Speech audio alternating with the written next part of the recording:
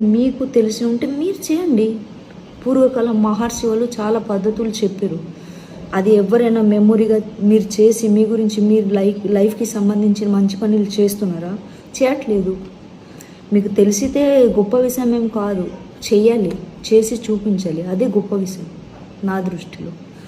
మీకు నచ్చితే కామెంట్లో మెచ్చుకోండి, లేకపోతే తిట్టండి.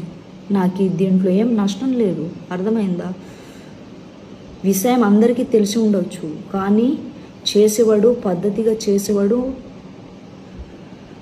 మంచోడు అవుతాడు. అర్థమైందా? నోరు చెప్తే పని కూడా చేస్తారు కొంతమంది. అది ఎగ్జాంపుల్ నేను. నోట్లో వచ్చే మాట అయితే పని కూడా చేస్తాను. నోట్లో గాలిలాగా వచ్చే మాట మాట్లాడి నాకు తెలుసు అని చెప్పేసి చేయకుండా సైలెంట్గా ఉన్న మనిషి నేను కాదు. అర్థమైందా?